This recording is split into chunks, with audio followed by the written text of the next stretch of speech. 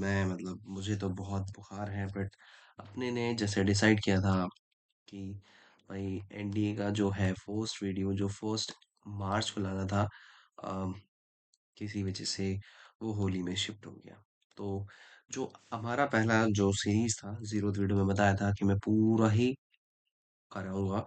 तो हम जो शुरू करने वाले हैं वो करेंगे फिजिक्स से।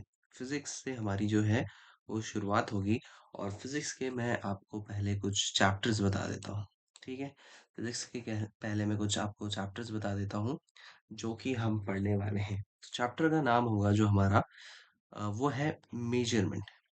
मेजरमेंट है हमारा पहला चैप्टर। थोड़ा राइटिंग क्योंकि बुखार की वजह से हाथ सही से काम नहीं कर रहे। तो व्हाट इज मेजरमेंट? तो क्वेश्चन आता है मेजरमेंट होता क्या है। तो मेजरमेंट का मतलब है the process of comparing the process of comparing an an unknown physical quantity. अब किससे आप मेजर करोगे फिजिकल क्वांटिटी को? आप मेजर किससे करोगे? भाई फिजिकल क्वांटिटी का आपका जो मेजरमेंट होगा वो होगा किसी नोन क्वांटिटी से। तो with respect to a known quantity. जी हाँ। चलो, ये डेफिनेशन हो गई आपकी मेजरमेंट की। तो मेजरमेंट की डेफिनेशन हो गई। अब जैसे कि मैं कहूंगा कि ये लाइन और ये लाइन दोनों को मेजर करूंगा। मान लो कि मैंने ये मेजर करा है 4 सेंटीमीटर और ये है मेरा 2.5 सेंटीमीटर। तो ये जो सेंटीमीटर है ये एक नोन क्वांटिटी जिसको हम जानते हैं वो वाला है। ठीक है। ये जो सेंटीमीटर है इसको हम जानते हैं, क्वांटिटी को जानते हैं कि भैया यहाँ से यहाँ तक 1 सेंटीमीटर होता है। जैसे देखो ये स्केल है। स्केल में हमारा 1 सेंटीमीटर देखो, एक सेकंड में सीधा कर देता हूँ फिर आपको मैं बताता हूँ। थोड़ा स्केल को अपने यहाँ ले आए। अब आप ध्यान से देखोगे तो ये जो बिंदु है, ये जहां पर मैंने डॉट लगाया है यहाँ से लेकर यहाँ तक, ये हमारा 1 सेंटीमीटर है। ये क्या है? एक नॉन क्वांटिटी है।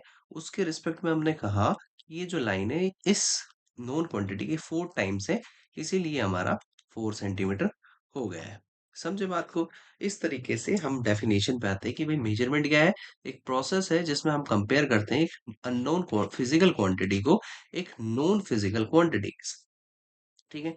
इतनी बात बहुत सरल थी। तो इससे बाद अब चलते हैं। देखो, सब्सक्राइब कर लेना सबसे पहली चीज तो। अब एक्चुअली में हमने जैसा मान लो कि आपने बहुत सुना होगा 1 केजी, ठीक है, 100 ग्राम, या 1 सेंटीग्राम, मिलीग्राम। ये क्या है? ये यूनिट्स है। ये है, ये सब क्या है? यूनिट्स है। ठीक है। ओ, ये थोड़ा, एक सेकेंड, इसको चेंज करते हैं अपना। डिलीट मारना था। ओके। 1 मिलीग्राम। ठीक है। तो ये सब चीजें जो है वो हम कैसे डिसाइड करते हैं? कौन डिसाइड करता है ये क्या होगा? तो इसके लिए सबसे पहला क्वेश्चन आता है, हु डिसाइड्स द यूनिट्स? कौन डिसाइड करता है यूनिट्स को? Who decide the unit? अगर आप हिस्ट्री जब पाएंगे, तो हिस्ट्री में जब हम पढ़ेंगे, अब 10th क्लास की हिस्ट्री भी अगर आपने पढ़ी होगी, तो उसमें जो स्टोरी है वो मेनली जो है, एक कंट्री है जिसका नाम था, सॉरी, एक जिसका नाम था फ्रांस। तो फ्रांस में, ओके सॉरी, फ्रांस में क्या होता था कि बहुत सारे एक स्टेट से दूसरे स्टेट जाने में अलग अलग यूनिट्स चलती थी, जिसकी वजह से अलग अलग इन्हें टैक्स देना पड़ता था। अब आप खुद सोचो कि किसने ये डिसाइड किया कि भाई, हाँ, कि अब हम जो है इसको 1 केजी ही कहेंगे या 1 ग्राम कहेंगे? किसने डिसाइड किया? कोई तो होगा जिसने इनको डिसाइड किया। नहीं तो फिर ऐसे हम कैसे कह देंगे? फिर हम मानेंगे भी कि कोई ऐसे थोड़े ना के कह चुका होगा। तो ये डिसाइड करने वाला कोई और नहीं है, इस एक बॉडी है, एक बॉडी है जिसका नाम है कॉन्फ्रेंस। जनरली थोड़ा फ्रेंच नेम है तो मुझसे प्रोनाउंसिएशन नहीं होगा। 10 points at measures, points as at measures. अब ये कुछ नाम है उसका। तो ये हम सिंपल लैंग्वेज में इसको कहेंगे CGPM। पॉइट्स है, POITS, थोड़ा सा मतलब पहली बार मैं डिजिटली लिख रहा हूँ। तो ये, तो CGPM जो है डिसाइड करती है किसी भी चीज को। अब ये एक जनरल कॉन्फ्रेंस रखती है और इंग्लिश में इसका नाम भी है general conference on weight and measure. ये कॉन्फ्रेंस जनरल पॉइंट्स एट मेजर का इंग्लिश में नाम है, general conference of weights and measure नाम है। तो उन्होंने डिसाइड किया कि किस तरीके से हम जो है चीजों को कहेंगे, कि यूनिट्स डिसाइड किए उन्होंने। अब उन्होंने भी कैसे डिसाइड किए, तो उसके लिए जो चीजें आती है वो हमारे सामने आती हैं कि भाई फिजिकल क्वांटिटीज को उन्होंने, देखो दो टाइप की फिजिकल क्वांटिटीज अब हमारे पास सामने आएंगी। फिजिकल क्वांटिटीज दो टाइप की सामने आएंगी। पहला तो होगा इंडिपेंडेंट। इंडिपेंडेंट यानी कि किसी चीज पे डिपेंडेंट नहीं है, और दूसरा होगा डिपेंडेंट। अब डिपेंडेंट इंडिपेंडेंट को समझने के लिए थोड़ा सा ऊपर कर रहा हूँ। डिपेंडेंट इंडिपेंडेंट को समझने के लिए आपको ये समझना होगा कि जो मास है, कुछ इन्होंने यूनिट्स बनाए जो इंडिपेंडेंट है, किसी भी चीज पर डिपेंडेंट नहीं है, ठीक है, लेकिन कुछ चीजें जो है इस पे डिपेंडेंट है। चलिए जैसे कि हम समझते हैं कि सबसे पहले तो इन्होंने, जैसे मास, मास क्या होता है, मास होता है अभी वेट और मास बहुत डिफरेंस होता है फिजिक्स में तो बहुत ज्यादा। तो मास जो है हमारा, वो एक जो फिजिकल क्वांटिटी है उसको हमने डिसाइड करा कि भाई हम उसको केजी में मेजर करेंगे, ठीक है। ये इंडिपेंडेंट है। ये इंडिपेंडेंट, और डिपेंडेंट क्या है, कि उसके ऊपर जैसे फोर्स, फोर्स की जो यूनिट होती है न्यूटन है। न्यूटन कह लो, या फिर फोर्स का फॉर्मूला होता है मास अपॉन एक्सेलरेशन। तो sorry, mass into acceleration, F is equals to ma होता है। आपकी बेसिक फिजिक्स तो पढ़ी होगी। मास का हो गया केजी, एक्सेलरेशन का हो गया आपका मीटर पर सेकंड स्क्वायर। तो आप इसको कह सकते हो केजी मीटर पर सेकंड स्क्वायर। तो ये क्या है भाई, डिपेंडेंट है। किस पे डिपेंडेंट है, मास पे और एक्सेलरेशन पे डिपेंडेंट है, ठीक है। डिपेंडेंट है तो इसलिए हम इनको कह देते हैं डिराइव्ड यूनिट्स हैं, ये सारे के सारे डिराइव्ड यूनिट्स हैं। ठीक है, मैं क्वेश्चन आपको अभी टेलीग्राम चैनल बनाया नहीं है, और टेलीग्राम चैनल जब मैं बना लूंगा और व्हाट्सएप चैनल बना लूंगा, तो मैं आपको लिंक दे दूंगा। आप वहां जैसे ही ज्वाइन करेंगे आपको सारे क्वेश्चंस जो है इस चैप्टर के मिल जाएंगे। मैं जल्दी ही बनाने वाला हूँ। अभी थोड़ी तबीयत खराब है, इसकी वजह से मैं नहीं बना रहा हूँ। तो आपको ये पता चल गया कि भाई ये डिराइव्ड है, तो इनको क्या कहा जाएगा, इंडिपेंडेंट वालों को कहा जाने लगा फंडामेंटल। ठीक है भाई, फंडामेंटल, फंडामेंटल क्वांटिटीज। सब्सक्राइब कर देना, वेबकैम मंगाया है यहाँ पर, मेरी भी फोटो एक टाइम को लगेगी, ठीक है। लेकिन चलो कोई नहीं, अब आगे बढ़ते हैं। एसआई यूनिट्स क्या होता है, तो एसआई यूनिट्स भाई बाद में इन्हीं का नाम जो है एसआई यूनिट्स पड़ गया, क्योंकि 1971 में क्या हुआ कि जो सीजीपीएम है, सीजीपीएम जो हमने पीछे बात किया भाई, कॉन्फ्रेंस पॉइंट्स एट मेजर, या फिर जो इंग्लिश में था general conference of on weight and measure, उसने क्या करा कि डिसाइड किया कि कैसे हम इंटरनेशनल सिस्टम ऑफ यूनिट्स लाएंगे। अब इंटरनेशनल सिस्टम ऑफ यूनिट्स बहुत इंपॉर्टेंट बन जाता है, ठीक है। ये ट्रेड के लिए भी international system, international system of units, है ना, ये बहुत इंपॉर्टेंट बन गया, क्योंकि भाई ये इंटरनेशनल सिस्टम ये है कि मतलब ये ग्लोबल एक्सेप्टेंस होनी चाहिए। ग्लोबल एक्सेप्टेंस होगी तभी चीजें काम करेंगी, नहीं तो नहीं करेंगी। ग्लोबल एक्सेप्टेंस चाहिए ना इस चीज के ऊपर। ग्लोबल एक्सेप्टेंस किस लिए चाहिए भाई, ट्रेड के लिए। ट्रेड, अब देखो जितनी भी बड़े बड़े कंट्रीज वो ट्रेड करते हैं, वो किस में करेंगे काम, केजीज में, है ना, ना कि ग्राम में। ठीक है, सबका यूनिट क्या सेकंड होगा भाई, और बहुत सारी चीजों का लीटर। तो मतलब अपना अपना एक जो यूनिट है वो हमने कर दिया फिक्स की भाई, ये सब चीजें हैं। तो ये करा किसने, इंटरनेशनल सिस्टम ऑफ यूनिट्स बनाया सीजीपीएम ने, जिसको नॉर्मली हम कह देते हैं एसआई यूनिट। ये एसआई यूनिट्स, अब थोड़ा एक सेकंड, ये मैं इरेज कर देता हूँ, थोड़ा सा मैं नया नया हूँ इस बिजनेस में, तो मुझे थोड़ी सी दिक्कत हो रही है। ठीक है, तो तब तक मैं कह रहा हूँ कि बी एजुकेशन को आप सब्सक्राइब कर लो, फिर हम जरूर से जरूर रोज अब वीडियोस आएंगे ही आएंगे। अब जैसे कि अगर हम फंडामेंटल बेस क्वांटिटीज को माने, तो ये सात हैं, ठीक है। अब हम इन सातों पे बात करते हैं, थोड़ा सा मैं इसको ऊपर स्लाइड करता हूँ। ये आपको मेरे रिटर्न नोट्स जो है वो भी आपको मिल जाएंगे वहां पर। तो हम कुछ क्वांटिटी के ऊपर बात करेंगे कि क्या क्या क्वांटिटी है, ठीक है, और उसका नाम क्या है उस यूनिट का। और हम ये भी पता करेंगे कि भाई कैसे कैसे हमने डिसाइड करा कि हाँ यही होगा, और इसका सिंबल है ना। तो कैसे डिसाइड करेंगे, आपको यहाँ पर बेसिकली आप एनडीए देने जाओगे तो ये सारी सवाल जो है आपके 2 मिनट में हो जाने चाहिए। ये फिजिक्स का पहली क्लास है, 15 20 25 मिनट का भी हो सकता है, बट मैं कोशिश कर रहा हूँ कि जल्दी से जल्दी शॉर्ट में समझाया जाए। अगर मेरी स्पीड थोड़ी तेज है तो आप 0.75 में देख सकते हो, और कम लगती है तो 1.5 1.25 में देख सकते हो। तो देखो भाई, क्वांटिटी क्या है? लेंथ है। लेंथ क्या है? लेंथ को हम मानते हैं मीटर में। हाँ भाई, मीटर। इसका सिंबल क्या है? स्मॉल एम, है ना? स्मॉल एम मानते हैं। ओके, ये हमारा पहला है। ये क्या है? ये सारे फंडामेंटल यूनिट्स हैं, यानी कि इंडिपेंडेंट है। पहली बात तो ये है, फंडामेंटल यूनिट्स हैं, इंडिपेंडेंट है भैया, ये किसी पे डिपेंडेंट नहीं है।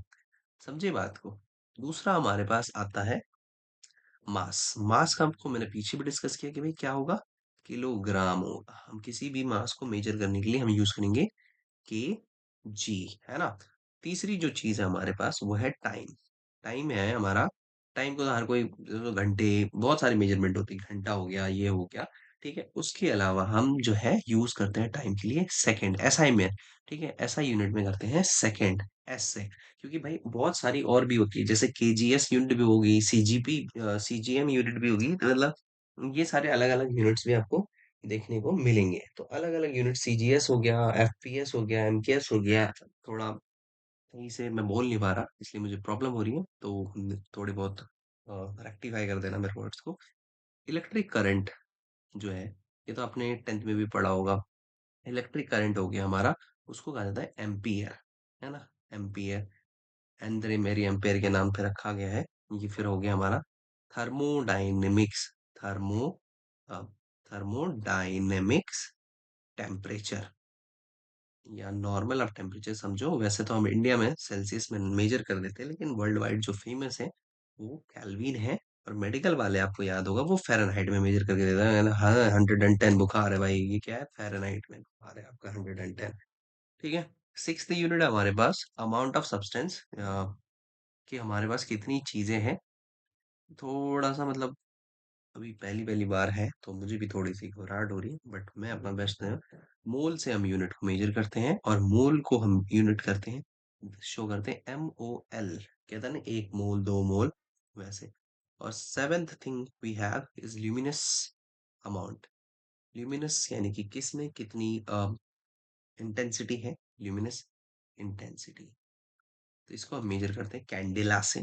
कैंडेला, CAD, CD, कैंडेला हो गई। Beside this, the seven fundamental units, two supplementary units are defined. They are for plane angle and solid angle. तो हम उनके ऊपर भी बात करेंगे कि प्लेन एंगल्स और सॉलिड एंगल्स क्या है। प्लेन एंगल हो गया हमारा नॉर्मल, जो 2D, और सॉलिड एंगल्स अभी आप समझो 3D। ठीक है। अब प्लेन एंगल का जो होता है वो होता है हमारे पास रेडियन। रेडियन, इसको यूनिट दिखाते हैं रेड से। और हमारे पास जो दूसरा आ जाता है वो हमारे पास आता है सॉलिड एंगल, जिसका ऐसा यूनिट होता है स्टेरेडियन। STER, मतलब स्पेलिंग वगैरह थोड़ा सा आप माफ कर देना आज, बाद बाकी हम नेक्स्ट वीडियो से ट्राई करेंगे। ऐसा, तो ये हो गया। उसके अलावा भी बहुत सारे डिराइव्ड यूनिट है, अगर मैं आपको डिराइव्ड यूनिट पे भी ले चलूँ। चलिए मैं कुछ डिराइव्ड यूनिट बता देता हूँ, जैसे एरिया है ना? एरिया, एरिया का तो आपको पता है क्या होता है, साइड इंटू साइड होता है, स्क्वायर का ले लेते हैं तो मीटर इंटू मीटर हो जाएगा। तो क्या आ गया? Metre square. ये डिराइव्ड यूनिट्स आ गया। जैसे कि एक्सेलरेशन ले लेता हूँ। एक्सेलरेशन का फॉर्मूला क्या होता है?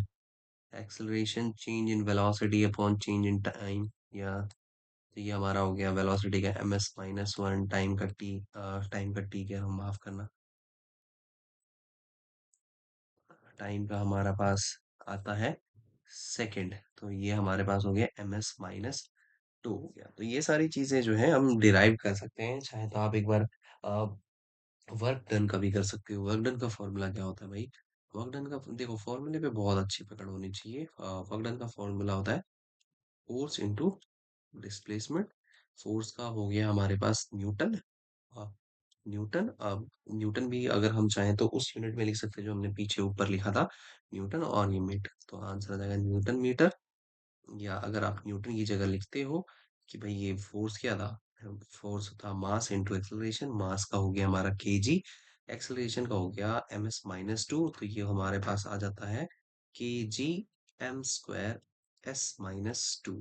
ये भी यूनिट्स जो ये सारे के सारे, ये हमारे पास जो है वो डिराइव्ड यूनिट्स है। और ये हम कह सकते हैं कि ये भी डिपेंडेंट है, डिपेंडेंट होते हैं। ठीक है। अब थोड़ा सा और आगे बढ़ते हैं। अब हमारे पास थोड़ा एसआई प्रीफिक्स हम जो है यूज करने वाले हैं। उससे पहले मैं आपको बता दूं कुछ अलग अलग सिस्टम्स होते हैं। जैसे आपने एसआई सिस्टम पढ़ लिया, सिस्टम इंटरनेशनल द यूनिट्स ऐसे ही होता है। CGS unit, CGS, C for centi, sorry centimetre, इसमें लेंथ को हमेशा सेंटीमीटर में मेजर करा जाता है। जी फॉर ग्राम, ग्राम में मेजर किया जाता है। और आपका टाइम जो है वो सेकंड में मेजर किया जाता है। थोड़ा जी आ गया, ठीक है। दूसरा होता है एम के एस, एम के एस, एम मतलब मिलीमीटर, उससे भी छोटा यूनिट मिलीमीटर, के फॉर किलोग्राम और एस फॉर सेकेंड। उसके अलावा हमारे पास आता है एफ पी एस। ये मतलब ये थोड़े बहुत ऐसे यूनिट्स हैं, जो हो गया फुट, पाउंड और सेकेंड। बैटरी भी कम है हमारे पास, कोई बात नहीं, थोड़ा सा तो हम पहला लेक्चर पूरा ही करेंगे। तो एसआई प्रीफिक्स तो हम देखते हैं क्या होता है। एसआई प्रीफिक्स हमारे पास आता है, ओके। अभी हमने बहुत ज्यादा नहीं किया है, बट ठीक है। अब हम एसआई प्रीफिक्स पे बात करते हैं। जैसे कि बहुत बड़े बड़े यूनिट्स होते हैं, जैसे कि हम उनको कैसे लिखेंगे। तो कुछ पावर्स हैं, पावर ऑफ 10, है ना, पावर ऑफ 10। और यहाँ हो गया प्रीफिक्स, प्रीफिक्स, और ये हो गया हमारे पास सिंबल जो हम यूज करते हैं। Power of 10, prefix, symbol. तो अपने को पावर ऑफ 10 में सबसे पहले शुरू करना है। जैसे 10 की पावर हम 18 लिखते हैं, ठीक है। तो इसको क्या कहा जाता है, एक्सा, ई एक्स ए। और मेनली इसको हम कैपिटल ई से लिखते हैं। फिर ऐसे 10 की पावर अगर 15 है तो हम उसको लिखते हैं पेटा, कैपिटल पी से डिनोट करते हैं। फिर हम लिखते हैं 12 है तो टेरा, टी ई आर है, कैपिटल टी से लिखते हैं इसको। फिर 9 है तो गीगा, गीगा। और 9 के बाद अपने पास 3 का टेबल ही समझो कि मोस्ट ऑफ द टाइम चलता है। तो 6 पे हमारे पास आ जाएगा मेगा, जैसे हम कहते हैं ना एमबीपीएस, मेगा बाइट पर सेकेंड, तो इसमें कैपिटल आता है एम, ठीक है। उसके अलावा हमारे पास आता है 3, जिसको हम कहते हैं किलो, केजी, ग्राम के लिए केजी वैसे की। उसके अलावा हमारे पास आता है 2, जिसको हम कहते हैं हेक्टो। ये तो छोटे बच्चों की क्लास में भी सिखाया जाता है, ठीक है, कैपिटल स्मॉल एच। उसके अलावा हमारे पास आता है 1, जिसको हम कहा जाता है डेका, डेका, ठीक है। अब डेका को डी ए करते हैं क्योंकि एक और यूनिट होता है डेसी, उसके लिए भी हम डी यूज करते हैं स्मॉल में। जैसे मैं जिस डेसी की बात कर रहा था वो है ये -1, जो क्या है, डेसी। तो ये हो जाता है सिंपल डी। फिर ऐसे ही आता है -2, जो थोड़े यूज होते हैं वो मैं बता देता हूँ। जैसे -2 जो होता है हमारे पास सेंटी, सी। उसके अलावा होता है -3, जो हमारे लिए होता है मिली, आ, मिली तो आप लोगों ने भी यूज किया है बहुत बार, तो एम। उसके अलावा हमारे पास होता है -6, जो होता है माइक्रो, ICRO, माइक्रो। तो हम माइक्रो के लिए यूज करते हैं ये सिंबल, है ना, माइक्रो। न्यू कैलो, सॉरी म्यू कह लो उसका। और -9 के लिए हम यूज करते हैं नैनो, ठीक है। ये हो गया एन।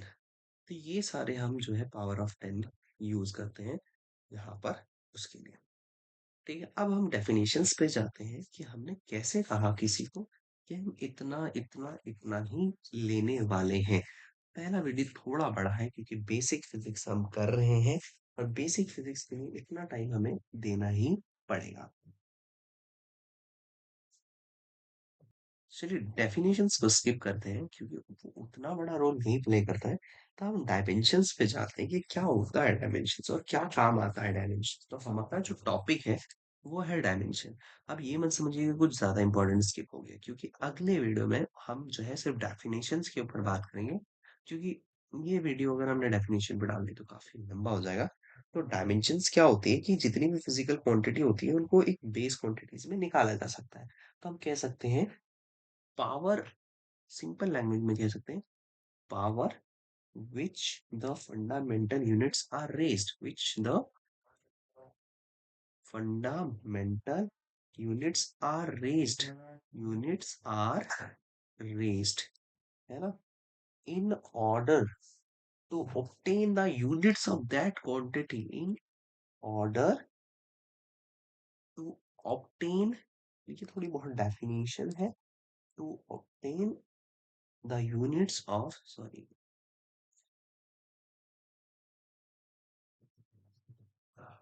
the units of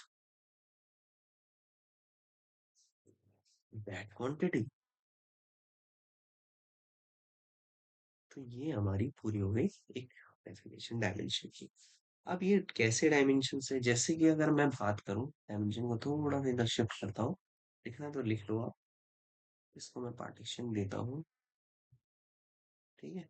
अब इस पार्टीशन के इधर जो मैं लिखता हूँ, जैसे कि मान लो मास के लिए मैं यूज करूंगा डायमेंशन एम, ठीक है, मास के लिए यूज करूंगा एम, लेंथ के लिए मैं यूज करूंगा एल, कैपिटल में ही होना चाहिए सब, एल यूज करूंगा। उसके अलावा टाइम के लिए मैं यूज करूंगा कैपिटल टी, उसके अलावा मैं टेम्परेचर के लिए यूज करूंगा के, उसके अलावा मैं करंट के लिए यूज करूंगा कैपिटल ए, एम्पेयर के लिए, और जो हमारे पास इंटेंसिटी था उसके लिए हम यूज करेंगे सी डी, ठीक है। ओह सॉरी, मिस्टेक, ये मैंने यूनिट लिख दिया, ठीक है, और ये भी मैंने यूनिट लिख दिया था।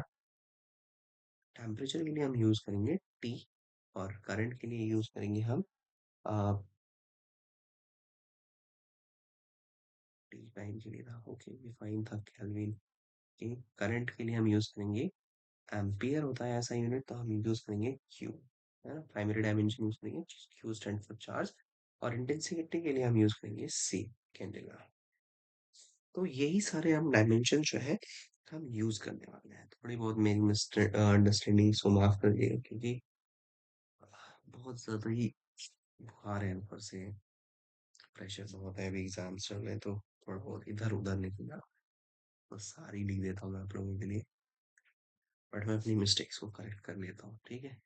तो ये वाला कर लेते हैं अपना डिलीट, टेम्परेचर का के था, इससे के ले गया, ठीक। इसमें करते हैं अब इसका काम कैसे यूज होता है, जैसे कि हमें अगर किसी का डायमेंशन है और किसी फॉर्मूले का, जैसे अपने पास फोर्स है, फोर्स है, फोर्स का डायमेंशन क्या होगा, कैसे निकालेंगे। फोर्स का डायमेंशन होगा मास इनटू एक्सलरेशन, होता है formula, okay, mass into acceleration. तो मास हो गया एम, मास हो गया एम, एम कह रहा हूँ, अभी मास को मास रहने देते हैं, एक्सेलरेशन को कह देते हैं वेलोसिटी, चेंज इन वेलोसिटी होता है, बट मैं वेलोसिटी लिख रहा हूँ ऑन टाइम। वेलोसिटी को भी हम लिख सकते हैं डिस्प्लेसमेंट ऑन टाइम, तो नीचे टाइम स्क्वायर हो गया, टाइम स्क्वायर हो गया। तो देखो भाई, मास के लिए हम यूज करेंगे कैपिटल एम, तो ये हो गया कैपिटल एम।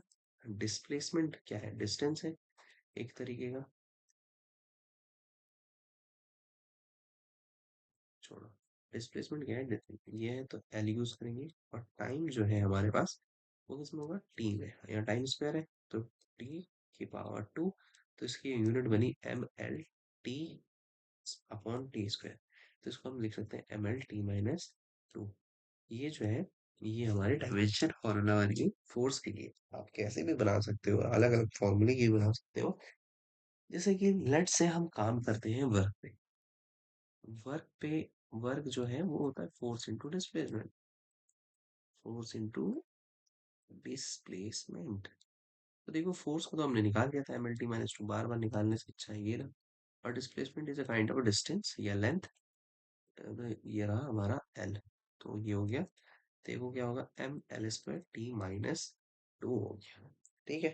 वेलोसिटी का भी हम निकाल सकते हैं यहाँ पर। वेलोसिटी क्या होता है, वेलोसिटी, वेलोसिटी होता है डिस्प्लेसमेंट अपॉन टाइम, तो डिस्प्लेसमेंट को हम लिखेंगे एल अपॉन टी। तो ये हो गया एल टी इनवर्स, यही कहीं पर हम ऐसे लिखते हैं, एम एल टी के फॉर्म में लिखते हैं तो M zero L T minus one, ये हो गया। ठीक है, ये हमारा डिस्टेंस फॉर्मूला है। अब ये डिस्टेंस फॉर्मूले के बहुत ज्यादा यूनिट्स होते हैं, बहुत ज्यादा यूजेस होते हैं। जैसे हम इससे जो है, इसका जो सबसे पहला यूज हम जो बात करने वाले हैं वो है कि भाई डायमेंशन का जो पहला यूज होता है, पहला यूज है वो है होमोजेनिटी। हम किसी भी फॉर्मूले की होमोजेनिटी को चेक कर सकते हैं कि भाई फॉर्मूला सही है या नहीं है। होमोजेनिटी ऑफ डायमेंशन कहते हैं। चलिए हम अगर मोशन के एक फॉर्मूले को ले लेते हैं, जैसे कि s is equals to u t plus half a t square. ये मोशन का फॉर्मूला है। Distance is equals to initial velocity into time plus half a t square, acceleration time वगैरह। तो अब आप ध्यान से देखोगे कि लेफ्ट हैंड साइड में क्या है, एस है। एस क्या है, डिस्प्लेसमेंट। अब ये जो डिस्प्लेसमेंट है इसकी यूनिट क्या होती है, एल होती है। ठीक है, तो सिंपली इधर हमारा एल आ गया। ओके, अब you t plus half a t square दिख रहा होगा राइट हैंड साइड में, you t plus half a t square. अभी हमने पीछे बात की थी, U T U initial velocity है, और इनिशियल वेलोसिटी और फाइनल वेलोसिटी में दैट डजंट मैटर। तो वेलोसिटी है तो इसलिए एल टी माइनस वन, फिर टाइम है तो टी प्लस हाफ। देखो एक इसमें ये ड्रॉबैक है कि यहाँ पर कांस्टेंट का काम नहीं करता, तो हाफ का कोई रोल नहीं है। तो एक्सेलरेशन हो गया एल टी माइनस टू, और ये हो गया आपका टी स्क्वायर। ठीक है, अब देखो टी, अब नॉर्मली फॉर्मूला लगाएंगे -1 + 1 plus L T minus two plus two. अब देखो यहाँ पर क्या हो जाएगा, L T zero plus L T zero, यानी कि हो गया अपने पास बचा 2l। 2l मीन्स एल ही हुआ। ठीक है, तो क्योंकि यहाँ पर कांस्टेंट हो गया हमें, तो ये भी एल है, इस साइड भी एल है, तो दोनों साइड एल है, यानी कि ये फॉर्मूला बिल्कुल ठीक है। तो पहला काम आता है कि भाई होमोजेनिटी पता चलता है कि फॉर्मूला सही है या नहीं है। और इसके साथ एक ड्रॉबैक भी बता दिया मैंने कि इसमें आपको कांस्टेंट का कुछ भी लेना देना आपको पता नहीं चलेगा। ठीक है, कांस्टेंट कांस्टेंट का पता नहीं चलेगा, आप कांस्टेंट नहीं निकाल सकते इसमें। जैसे हाफ ए टी स्क्वायर में हाफ का था, तो इसमें एक ड्रॉबैक है ये कि आपको कांस्टेंट के बारे में आपको कुछ नहीं पता चलेगा। ठीक है, यानी कि a dimensionally correct equation need not be actual correct, but a dimensionally wrong equation must be wrong. तो आपको डायमेंशनली करेक्ट तो पता चलेगा, ठीक है, लेकिन आपको यहाँ कांस्टेंट के बारे में कुछ भी नहीं पता चलेगा। चाहे आप एक उसके अलावा आप एक और बहुत फेमस फॉर्मूला है, आप वो भी निकालोगे तो आपको कांस्टेंट नहीं पता चलता, तो आप कांस्टेंट की जगह यूज कर लेते हैं के यूज कर लेते हैं। जैसे टाइम पीरियड का फॉर्मूला एक पेंडुलम का है ये। ठीक है, अभी ये क्या है, ये कांस्टेंट टर्म है, तो जिसके बारे में हमें बाद में पता चलता है कि भाई 2 बाई यूज करना है यहाँ पर। ठीक है, लेकिन ये 2 बाई हम डिराइव नहीं कर सकते डायमेंशन से, यहाँ तक तो पहुंच सकते हैं। तो इसी पे अगर बात करते हैं तो आगे चलते हैं कि हम कन्वर्जन ऑफ यूनिट्स भी कर सकते हैं इससे। हम फॉर्मूला निकालना भी सीखेंगे, तो सबसे इम्पोर्टेंट चीज है हम कन्वर्जन ऑफ यूनिट्स कर सकते हैं कि एक यूनिट से दूसरी यूनिट्स में पहुंच भी सकते हैं। ओके,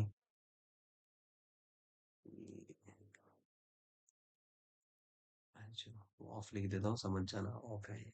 वो अपने आप थोड़ा बहुत सिस्टम बना रहा है आपको। जैसे ही हम कहेंगे कि भाई जो है फोर्स का जो होता है ऐसा यूनिट में क्या होता है, ऐसा यूनिट में हो गया आपका एक न्यूटन। तो एक न्यूटन सीजीएस में कितना होता है, सीजीएस में बताओ भाई कितना होता है। तो सीजीएस में निकालने के लिए हम यूज करते हैं दूसरा सिस्टम। ये प्रेशर, प्रेशर जैसे देख लो, प्रेशर जो हो गया, सॉरी प्रेशर जो हो गया, हम क्या यूज करते हैं ऐसे यूनिट में कि भाई पास्कल हो गया। ठीक है, पास्कल हो गया, 1 पास्कल, 1 पास्कल, 2 पास्कल, लेकिन सीजीएस में दूसरा होता है। इसके लिए आपने एक और लाइन डाली है जो कि स्ट्रेट नहीं है। मैं कोशिश करता हूँ स्केल की हेल्प से लेके कि भाई मैं स्ट्रेट डाल दूं यहाँ पर। आज तो स्केल हमारा काम आएगा नहीं। ओके, मतलब स्केल को, सॉरी, स्केल को मतलब 90 डिग्री पे लेके जाना पड़ेगा स्केल को पहले तो। ओके, 90, हाँ, अब यहाँ लेकर आते हैं, थोड़ा जूम आउट करते हैं। हाँ, मतलब टॉपिक तो दिखना चाहिए ना अपना जो था। अब अपने को इधर, इधर पेंसिल लेकर आनी है, सॉरी, इधर लेकर आनी है, और एक बढ़िया से स्ट्रेट लाइन ड्रॉ हो जाएगी। हाँ, अब बढ़िया है। स्केल को कर देते हैं अब क्लोज, है ना। अब बिल्कुल स्ट्रेट लाइन है तो ज़्यादा अच्छे से समझ आएगी। तो जैसे कि हमें मान लो कि ये हमारा एक यूनिट है और उसके दूसरे यूनिट में जाना है। ठीक है, तो हम कैसे जाएंगे, तो फिजिक्स में 11th में सिखाया जाता है बाकायदा। अगर नहीं भी सीखा है तो आप उसको चेंज कर सकते हैं, जैसे कि पावर का फॉर्मूला क्या होता है, फोर्स अपॉन एरिया होता है। फोर्स अपॉन एरिया होता है। फोर्स का क्या होता है, M L T - 2, अभी डायमेंशन फॉर्मूले में निकाला था। एरिया का होता है L², यानी कि पावर का जो डायमेंशन फॉर्मूला हो गया वो हो गया ML - T - 2। एक पास्कल जो है, ऐसा यूनिट के हिसाब से निकाला था, एक पास्कल जो है 1 kg, ठीक है, 1 मीटर की पावर -2, 1 सेकेंड की पावर -2 पे है। ठीक है, ये हमारे पास है। तो एक सीजीएस प्रेशर कितना होना चाहिए, एक सीजीएस प्रेशर जो होगा हमारे पास, वो होगा, देखो यूनिट है मास का ग्राम, यहाँ पर सीजीएस सेंटीमीटर ग्राम सेकेंड, इस यूनिट में आएंगे। ठीक है, 1 सेंटीमीटर -1, सॉरी, 1 सेकेंड -2।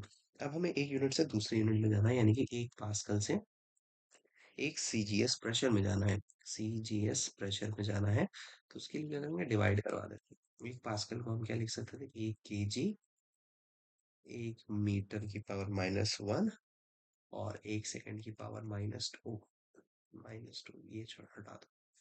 फिर यहाँ पर 1 ग्राम, 1 सेंटीमीटर की पावर -1, और 1 सेकेंड की पावर -2, ये इससे फटफट काट दो। तो देखो, 1 kg को आप क्या लिख सकते हैं, 1000 ग्राम, और ये हो गया 1 ग्राम। 1 मीटर इनवर्स है, तो इसको हम 1 सेंटीमीटर को ऊपर ले जाते तो 1, और नीचे 1 मीटर आ गया तो 100 हो गया। सेंटीमीटर सेंटीमीटर में आ गया, सेंटीमीटर सेंटीमीटर कट गया, ग्राम ग्राम कट गया, पट पट मार दिया, तो यहाँ पर मिला 10।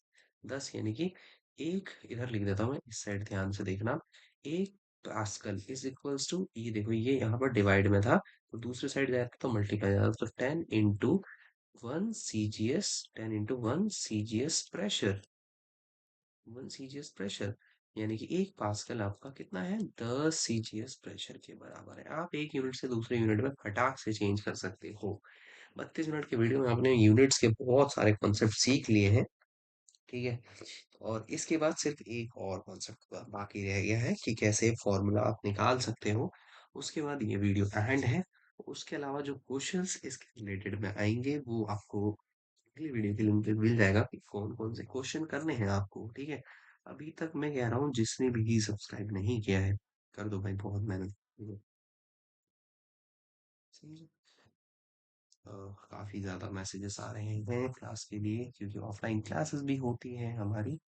ओह शिट, ओके, बहुत ज्यादा पढ़ा, आज हमने कितना पढ़ा देखते हैं। ओके, सब जूम आउट करके देख रहे हैं कितना पढ़ा हमारे पास, बहुत सारा कॉन्सेप्ट है। ओके, थोड़ा मतलब मैं बाद में देख लूंगा।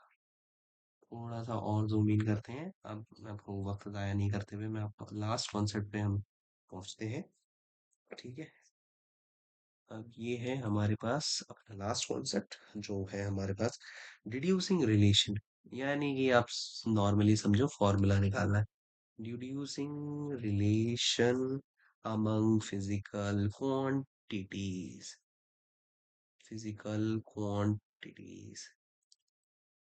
ठीक है दोस्तों, दोस्त ही हो आप लोग मेरे। तो ये हमें निकालना है। तो कई बार देखो, जैसे कि हमारे पास, जो मेरे पास एक एग्जांपल है कि जिसमें लिखा है, suppose we have to derive the expression of time periods of simple pendulum, जो मैंने पीछे वहां लिख दिया ना, टी इज इक्वल्स टू के, चलिए यार, लाइन में नहीं लिखा जाता मुझसे, भी थोड़ा नूब हूं मैं, के √L/, जी। तो ये वाला कैसे निकलेगा, तो इन्होंने हमारे को क्वेश्चन में मैंने लिख रखा है, अगली बार से पीपीटी बना के करवाऊंगा तो मैं लिखूंगा तो आपको दिखेगा भी। इन्होंने कहा कि टाइम जो है वो डायरेक्टली प्रोपोर्शनल है, किसकी भाई, टाइम इज जो है डायरेक्टली प्रोपोर्शनल है expression the time period of a simple pendulum, the simple pendulum has a bob attached to a string. हाँ, ठीक है, एक सिंपल पेंडुलम है और इसमें बॉब लगा हुआ है, और उसके टाइम पीरियड जो है वो डिपेंड करता है लेंथ पे। ओके, इसकी लेंथ पे, ये जो धागा सा बना है इसकी लेंथ पे, तो पहली चीज तो लेंथ पे डिपेंड करता है, मैं मान गया कि लेंथ पे डिपेंड करता है, इसकी पावर में ले लेता हूँ ए। ठीक है, टाइम पीरियड लेंथ पे डिपेंड करता है। ओके, तो फिर है टाइम पीरियड। टाइम पीरियड, फिर इसने कहा कि टाइम पीरियड डिपेंड करता है मास ऑफ द बॉब पे, यानी कि जो बॉब बॉल से लटका हुआ है इसके मास पे। Okay, mass of the bob B ले लेता हूँ, 2 लिख दिया मैंने इसके अंदर। अब टाइम पीरियड, तीसरी चीज जो डिपेंड करती है वो एक्सेलरेशन ड्यू टू ग्रेविटी पे करती है, यानी कि इसको ग्रेविटेशनल एक्सेलरेशन कितना मिल रहा है, स्मॉल जी कितना मिल रहा है, उस पे करता है। तो जी की वैल्यू मैंने ले ली सी। ठीक है, सॉरी, जी रेज टू सी ले ली।